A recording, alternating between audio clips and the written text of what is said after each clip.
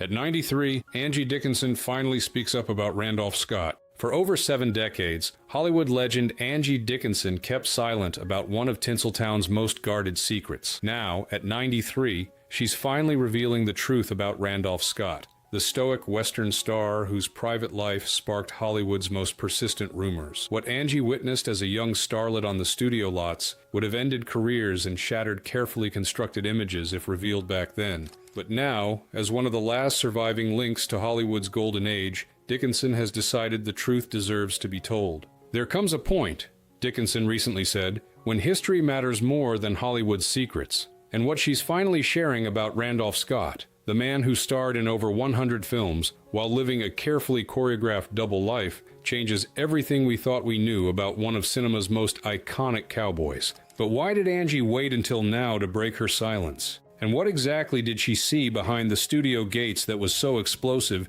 it had to be buried for nearly a century? The answer reveals not just the truth about Randolph Scott, but exposes the entire system that manufactured Hollywood's golden myths and ruthlessly destroyed anyone who threatened to shatter them. And he said, "How's Bert?" I said, "He's fine, he's at the hotel." Angie hints at the secret relationship with Cary Grant. To understand the bombshell that Angie Dickinson has finally dropped about Randolph Scott, we need to go back to 1950s Hollywood, a world of glamorous facades hiding countless secrets. Dickinson arrived in Hollywood in 1953, a fresh-faced beauty from North Dakota who quickly caught the attention of studio executives and directors alike. By the time she crossed paths with Randolph Scott, he was already a firmly established Western star with decades of box office success. But Scott's professional reputation wasn't the only thing preceding him on the studio lots. For years, whispers had circulated about his unusually close relationship with Cary Grant. Between 1932 and 1944, the two stars had lived together in what the press delicately referred to as a bachelor arrangement in their Santa Monica beach house. While the studios publicly dismissed this as a cost-saving measure between friends, behind closed doors, Hollywood insiders knew differently.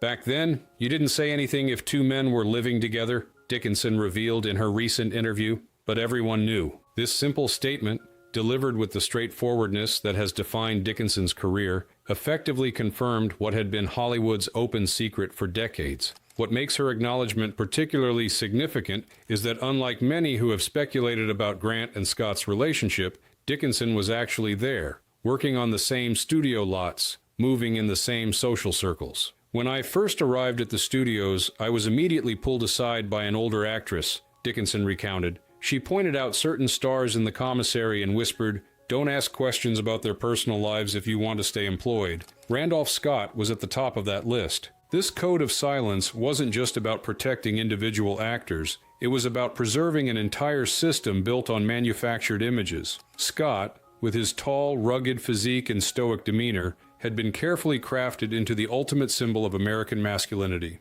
As the star of countless westerns, he represented the mythical cowboy hero, strong, self-reliant, and unquestionably heterosexual. Any suggestion that contradicted this carefully constructed image threatened not just Scott's career, but the studio's entire business model. The publicity departments worked overtime creating romantic links between certain stars, Dickinson explained. Randolph was frequently photographed with beautiful actresses at premieres and events. It was all carefully orchestrated. Despite these arranged public appearances, rumors about Scott and Grant persisted. The studio's solution was simple but effective. They arranged marriages for both men. Grant would eventually marry 5 times, while Scott married twice, including a marriage to heiress Patricia Stillman that lasted from 1944 until his death in 1987. His marriage to Patricia came right after he and Cary stopped living together, Dickinson noted. The timing wasn't a coincidence. Nothing in Hollywood ever was. The fascinating aspect of Dickinson's revelations isn't just the confirmation of long-standing rumors, but her insight into how these arrangements affected the individuals involved. According to Dickinson, the pressure of maintaining these fabricated personas created a palpable tension that radiated from stars like Scott. You could feel it when he entered a room. This guardedness, this distance. He was playing a role even when the cameras weren't rolling. That takes a tremendous toll on a person over time. What makes Dickinson's perspective particularly valuable is that she herself was part of the studio system, yet maintained enough independence to observe its machinations with a critical eye. As a young contract player, she was expected to participate in the same publicity games, being linked romantically with various co-stars to generate press attention. "We were all playing parts assigned to us by the studios," she said. "The difference was that some of us were allowed to stop acting when we left the set. Others, like Randolph, never had that luxury." Dickinson has been careful not to present herself as a close confidant of Scott's. Instead, her revelations come from the unique perspective of someone who witnessed Hollywood's inner workings while remaining somewhat on the periphery, close enough to see the truth, but not so deeply embedded that she couldn't recognize the manipulation at play. Angie didn't confirm the relationship directly, but her silence said enough. And now she's not staying silent anymore. As one film historian put it when discussing the significance of Dickinson's recent candor, perhaps most poignantly, Dickinson revealed that years later, after both she and Scott had largely retired from acting, they briefly crossed paths at an industry event. "He looked at me with this expression that seemed to say, 'You know, don't you?' And I gave him a look back that said, 'Yes, and it's okay.' It was the most honest interaction I ever had with him, and we never exchanged a single word." That wordless exchange speaks volumes about the unspoken understanding that existed among Hollywood insiders, a shared knowledge of the gap between public personas and private realities. That's a toughie. There's a lot of...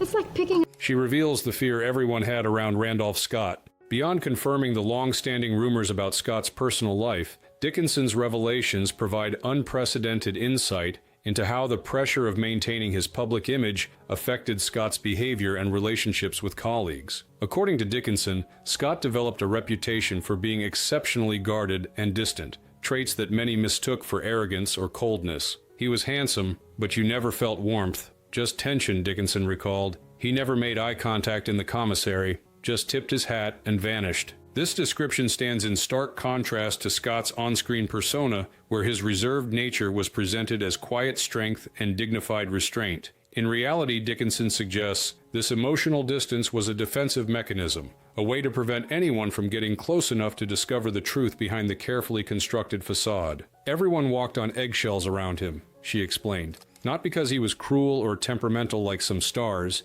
but because there was this unspoken understanding that certain topics were absolutely off-limits. You could feel the invisible boundaries around him. This atmosphere of caution extended beyond just Scott himself to encompass anyone associated with him professionally. Directors, co-stars, and crew members all understood implicitly that questions about Scott's personal life were forbidden." According to Dickinson, this created a strange dynamic on sets where Scott was working, a forced superficiality that prevented the natural camaraderie that typically develops during production. "There was always this elephant in the room," she said. "Everyone working with him was participating in this elaborate pretense, and it created this underlying current of anxiety. People were afraid of accidentally saying the wrong thing, asking the wrong question, or even looking at him the wrong way." What Dickinson describes is essentially a workplace built on collective fear. Fear of triggering Scott's discomfort, fear of the studio's retribution, and ultimately, fear of disrupting the entire system that kept everyone employed.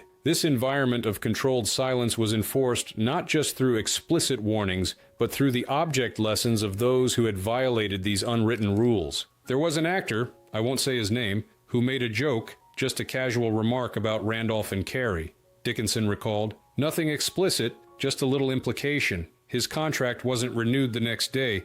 Nobody had to spell it out. We all got the message." This climate of fear wasn't unique to Scott's situation, but according to Dickinson, it was particularly intense around him because of his status as a Western star, a symbol of traditional American masculinity that carried extra cultural significance during the conservative 1940s and 1950s. "Western heroes were held to a different standard," she explained. "They represented this mythical American ideal, the self-sufficient, rugged individualist taming the frontier. The studios invested tremendously in maintaining that image, especially during the Cold War when American identity was so tied up with these symbols. What made Scott's situation even more precarious was his genuine talent and popularity. Unlike some stars whose private lives were protected primarily because of their box office potential, Scott was a legitimately skilled actor who brought nuance and authenticity to his roles. Dickinson noted that this created additional layers of complexity in how he was perceived and protected. He wasn't just a pretty face they could replace if scandal broke, she said. He had this genuine connection with audiences. People trusted Randolph. His films made them feel safe in uncertain times.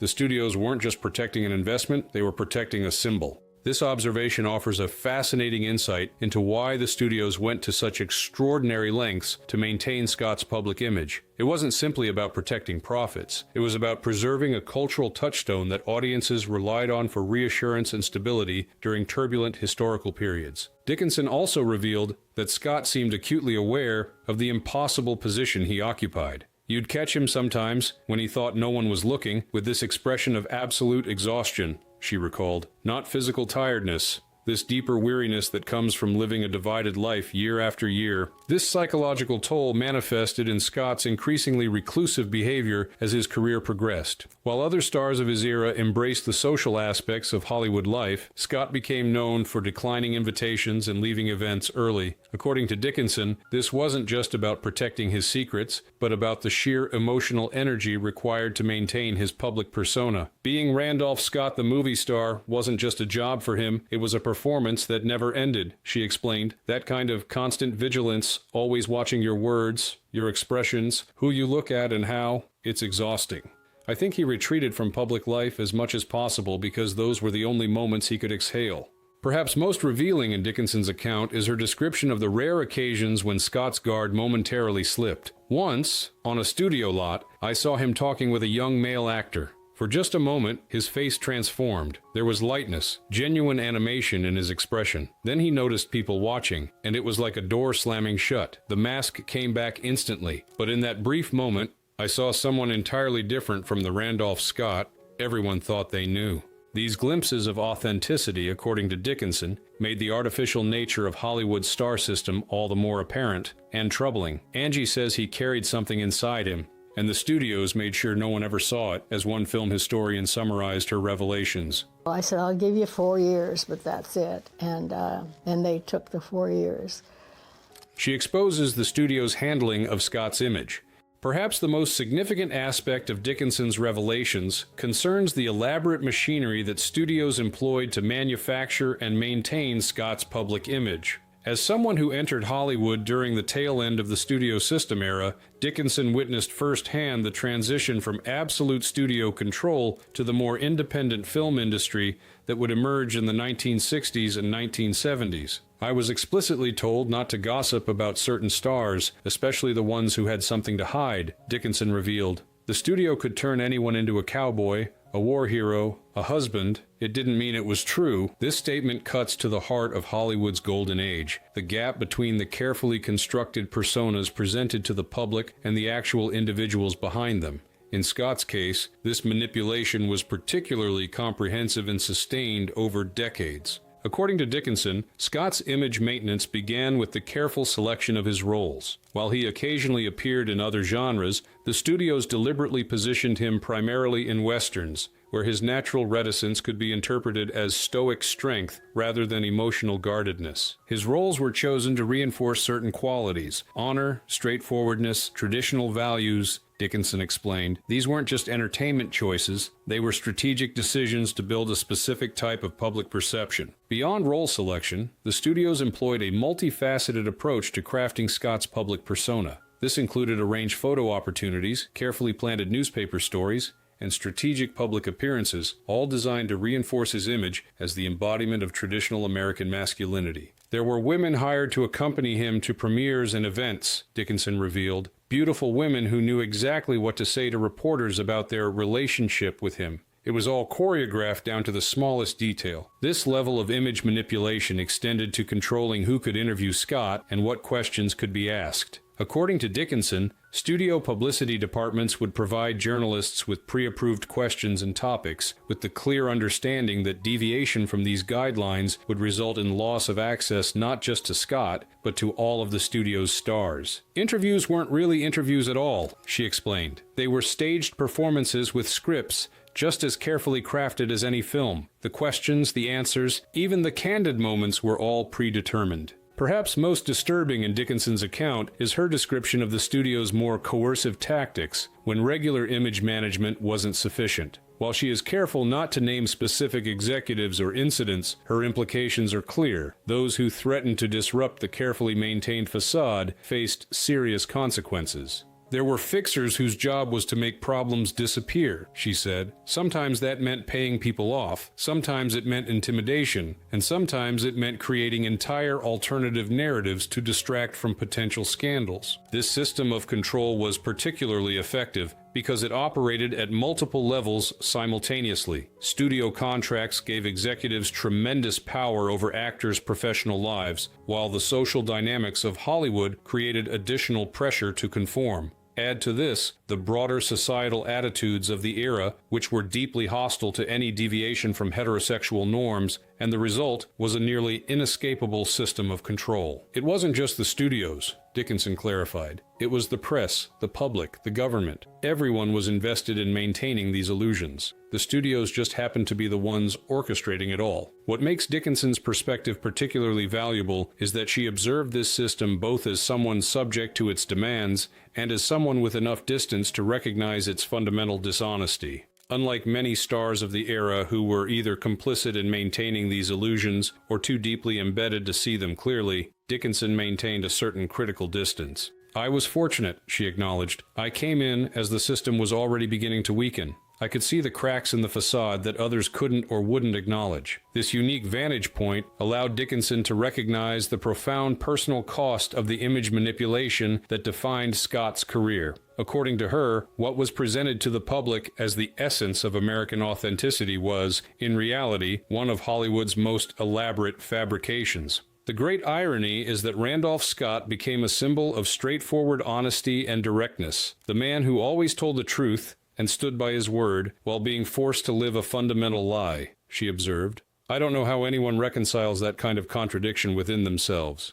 The psychological impact of this forced duality clearly troubled Dickinson, who noted that Scott seemed to grow increasingly distant and reserved as his career progressed. The longer it went on, the more the performance consumed the man, she said. It's like he gradually disappeared inside the character they created for him. This observation speaks to the dehumanizing aspect of the studio system, its tendency to transform actual people into products that could be shaped, marketed, and controlled without regard for their authentic selves. In Scott's case, this transformation was particularly complete and enduring.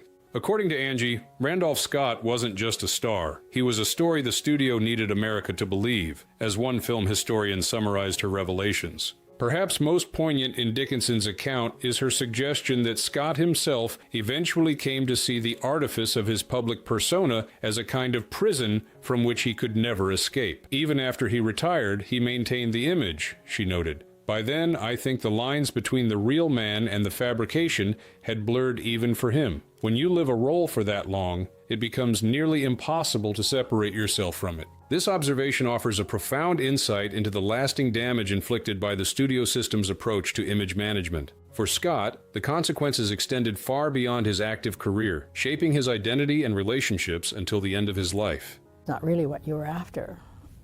And so I was looking for any relief in my life. The relationship's legacy and hidden Hollywood.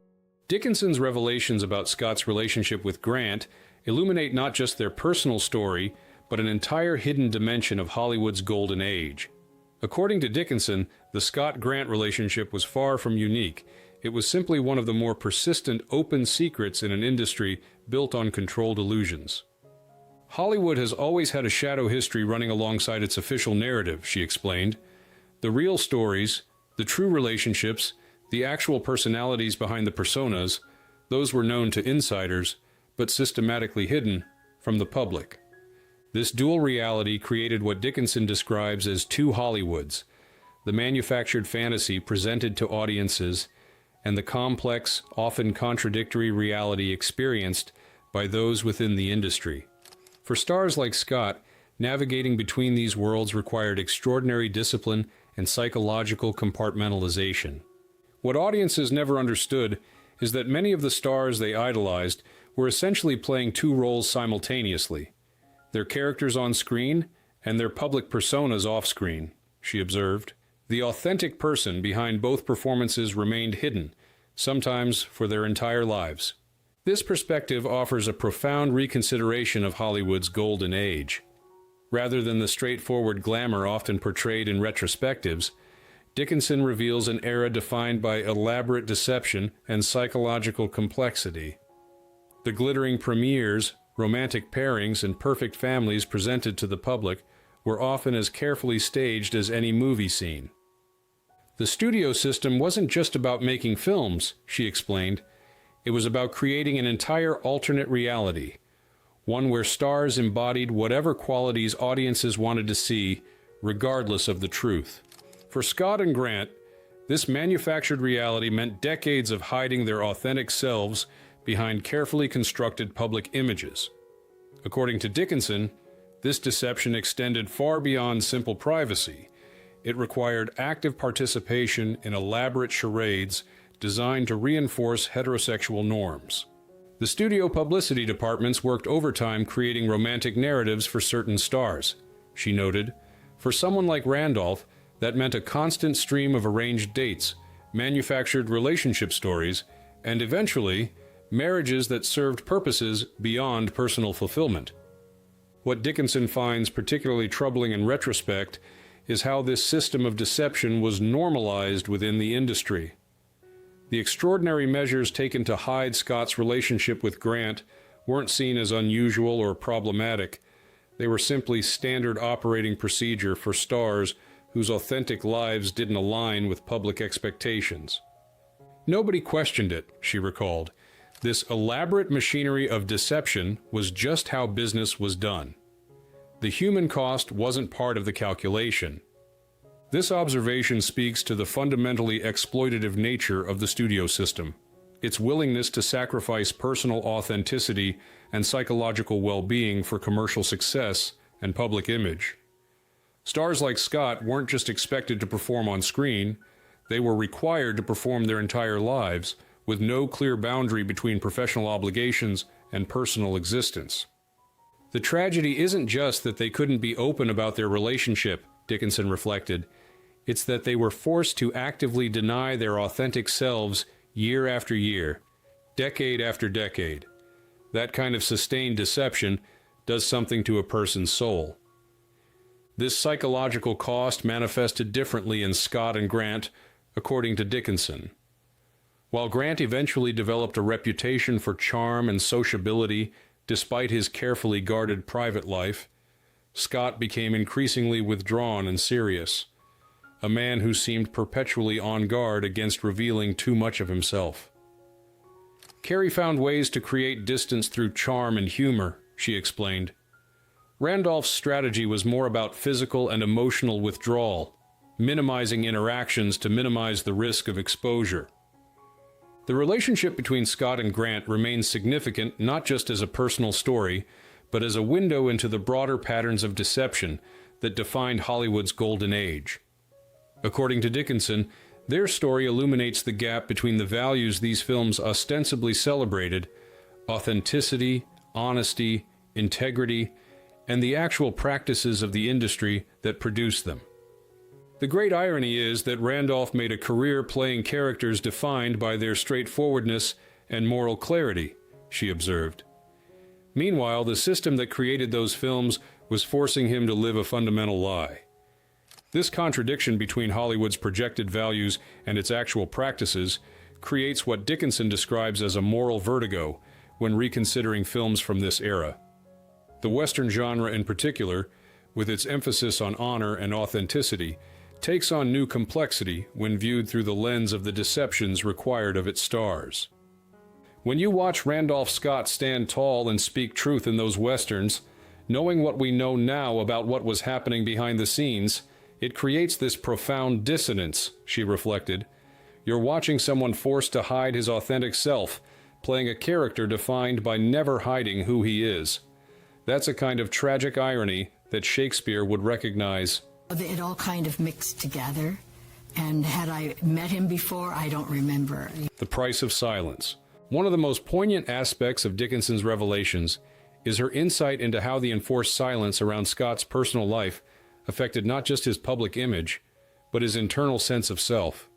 According to Dickinson, the psychological cost of maintaining this deception for decades was immense and lasting. There's a particular kind of damage that comes from never being able to acknowledge your own truth, she explained. It creates this permanent gap between how the world sees you and who you know yourself to be. This observation speaks to a profound psychological burden carried not just by Scott, but by many stars of Hollywood's golden age. The studio system's approach to image management didn't just control how celebrities appeared to the public, it fundamentally constrained theirs to develop authentic identities and relationships. The system didn't just require them to hide certain aspects of themselves, Dickinson noted. It demanded they actively present a false self to the world. That's not just privacy, that's a form of enforced self-betrayal. For Scott, according to Dickinson, this enforced self-betrayal manifested in a growing emotional remoteness that characterized his interactions both on and off set. As the years passed, he seemed to retreat further into himself, maintaining fewer genuine connections and revealing less of his authentic thoughts and feelings. There was a sadness about him that deepened over time, she recalled. Not dramatic or showy, but this quiet resignation, like someone who had accepted that certain doors in life were permanently closed to him. This resignation extended beyond his personal relationships to shape his artistic choices and career trajectory. According to Dickinson, Scott increasingly gravitated toward roles and projects that required minimal personal revelation or emotional vulnerability, reinforcing the stoic, reserved persona that provided maximum protection for his private self. His later westerns especially became almost like a uniform he could hide behind, she observed. The more iconic and simplified the characters became, the less of himself he had to reveal through them. This retreat into increasingly stylized performances represents a significant artistic loss, in Dickinson's view. She believes Scott possessed greater depth and range as an actor than he was ultimately able to express, largely because genuine emotional vulnerability on screen risked exposing the very aspects of himself he had been trained to conceal. There are moments in his films, brief, powerful moments, where you catch glimpses of the emotional complexity he was capable of expressing, she said, but those moments became rarer as his career progressed. The defenses became too ingrained to lower even for a performance. This artistic limitation speaks to a broader cultural loss resulting from Hollywood's rigid enforcement of heterosexual norms. By forcing actors like Scott to maintain certain public personas regardless of their authentic selves, the studio system effectively limited the range of human experience and emotion that could be explored on screen. We'll never know what kind of performances he might have given in a different world, Dickinson reflected, one where he didn't have to devote so much energy to hiding essential aspects of himself. Beyond the artistic limitations, Dickinson believes the enforced silence had profound personal consequences for Scott. According to her observations, maintaining the deception required him to distance himself not just from the public, but from potential genuine connections of all kinds. The safest strategy when you're hiding something fundamental about yourself is to keep everyone at arm's length, she explained. You can never fully relax, never completely trust, because there's always the fear of revealing too much. This perpetual guardedness created a kind of isolation that Dickinson finds particularly tragic given Scott's natural warmth and intelligence. Based on her limited but meaningful interactions with him, she believes he possessed qualities of thoughtfulness and sensitivity that few people ever had the opportunity to experience. The moments when his guard dropped, even briefly, revealed someone quite different from the stoic figure he usually presented, she recalled.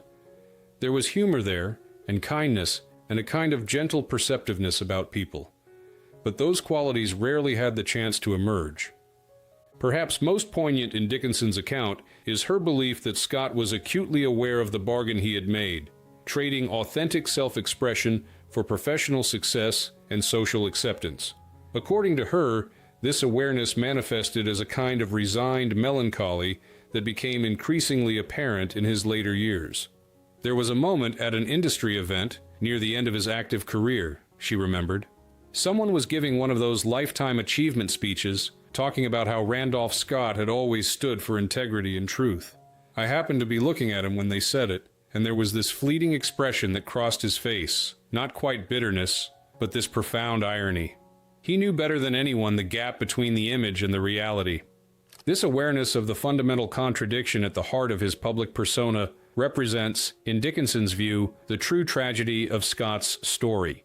It wasn't simply that he couldn't live openly, it was that he was required to actively participate in promoting values that the system denied him the opportunity to embody in his own life.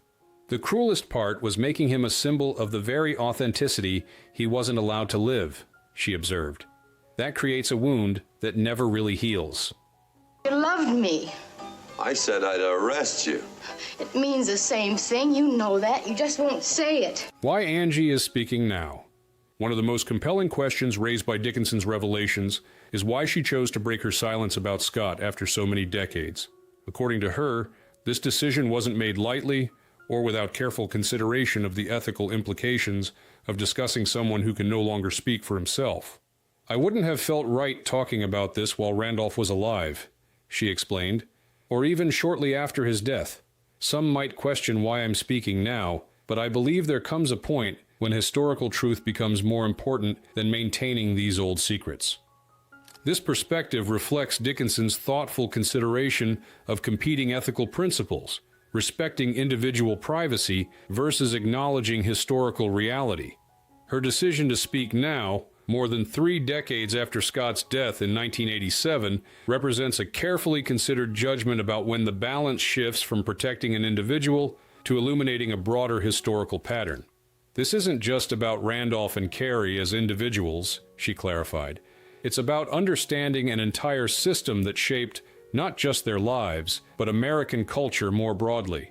These weren't isolated cases. This was systematic deception on a massive scale. Dickinson is also motivated by a desire to correct what she sees as historical distortions that continue to influence how we understand Hollywood's golden age. By presenting sanitized versions of stars' lives, traditional Hollywood histories perpetuate misunderstandings about both individual figures and the industry as a whole. When we pretend these lives were simpler or more conventional than they actually were, we're continuing the very deceptions that the studio system put in place, she observed. At some point, we have to break that cycle of managed mythology and look at the more complex reality. This commitment to historical accuracy reflects Dickinson's broader integrity as a witness to Hollywood's evolution. Throughout her career, she has been known for her straightforwardness and unwillingness to participate in the more exploitative aspects of celebrity culture.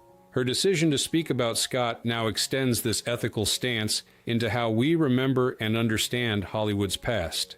I'm at a point in my life where I don't have anything to gain or lose by sharing what I witnessed, she noted. My only interest is in contributing to a more honest understanding of that era before those of us who were there are all gone. This sense of limited time adds urgency to Dickinson's decision. As one of the few remaining actors who worked during the latter days of the studio system, she feels a responsibility to share her first-hand observations before they are lost forever. There's a narrowing window for first-hand accounts of that era, she explained. Once those of us who were actually there are gone, all that will be left are the official narratives and second-hand stories. I think we owe it to history to speak honestly about what we witnessed while we still can. Beyond these historical considerations, Dickinson is also motivated by a sense that contemporary society is finally ready to reconsider these stories with greater nuance and compassion. The evolving attitudes toward LGBTQ+ issues make it possible to discuss figures like Scott in a context that acknowledges both the constraints they faced and the courage they exhibited in navigating those limitations. 50 years ago, these conversations would have still carried the same stigma that forced them into hiding, she noted. Now we can talk about their lives with the complexity and respect they deserve. This changing context allows for a reframing of Scott's story, not as scandalous or shameful, but as a testament to remarkable resilience in the face of systemic constraints. Rather than diminishing his legacy, Dickinson believes that acknowledging the full complexity of his life enhances our understanding of his accomplishments, both as an actor and as a person. When you consider what he achieved while carrying that additional burden of concealment and performance, it's actually more impressive, not less, she observed. The sheer stamina and discipline required to maintain that double life while building a successful career, it's extraordinary. This perspective offers a more nuanced understanding of Scott than either uncritical hagiography or reductive scandal-mongering would provide. By acknowledging both the constraints he faced and the choices he made within those constraints, Dickinson presents a fully human portrait that respects his complexity without either idealizing or demonizing him. I hope people understand that I'm sharing these recollections not to sensationalize or diminish, but to complete the picture, she emphasized, to acknowledge the full humanity of someone who wasn't allowed to present his complete self to the world during his lifetime. This commitment to honoring Scott's full humanity reflects Dickinson's fundamental respect for him as both a colleague and a fellow traveler through Hollywood's complex terrain. Her revelations are offered not as exposé, but as restoration, an attempt to return to Scott the complexity and authenticity that the studio system systematically denied him. In a way, speaking now is the only thing I can do for him, she reflected. To acknowledge the truth that he wasn't permitted to acknowledge himself. There's a kind of belated justice in that, I think. Angie Dickinson's revelations about Randolph Scott offer more than just clarification of long-standing Hollywood rumors. They provide a window into the human cost of fame during Hollywood's golden age. Through her first-hand observations, we gain insight into the elaborate machinery of deception that shaped not just public perceptions, but the private lives and identities of the stars themselves. What emerges from Dickinson's account is a portrait of Scott as a man of remarkable discipline and fortitude, who navigated extraordinary constraints while building one of Hollywood's most enduring careers. Far from diminishing his accomplishments, understanding the additional burdens he carried only enhances our appreciation of what he achieved both professionally and personally. More broadly, Dickinson's revelations invite us to reconsider the entire mythology of Hollywood's golden age with more nuanced and compassionate eyes. Behind the glamorous facades and carefully crafted public images were real people navigating complex realities with the limited options available to them. Their stories deserve to be remembered not as scandals or simplicities, but as testament to human resilience in the face of systemic constraints. As one of the last living links to this vanishing era, Dickinson offers us a final opportunity to hear first-hand testimony about a Hollywood that existed behind the official narratives and carefully managed public images. Her willingness to share these observations now, when they can no longer harm those involved, represents a valuable contribution to our understanding of both individual lives and broader cultural patterns. The studio system created magnificent films and unforgettable stars, Dickinson observed in her closing reflections, but it did so at a tremendous human cost that we're only beginning to fully understand. I hope that by sharing what I witnessed, I can contribute to a more complete and compassionate history of that era. This more complete history doesn't diminish the artistic achievements of Hollywood's golden age, but it does invite us to view them within a more complex context, one that acknowledges both the beauty of what was created on screen and the often painful realities that existed behind the cameras.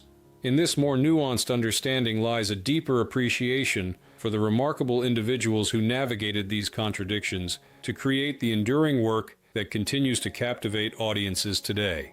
In the final analysis, Angie Dickinson's revelations about Randolph Scott aren't just about setting the historical record straight, they're about honoring the full humanity of someone who wasn't permitted to present his complete self to the world during his lifetime. By speaking now, when society has evolved enough to receive these truths with understanding rather than judgment, she offers a belated but meaningful acknowledgement of the complex reality behind one of Hollywood's most carefully maintained facades.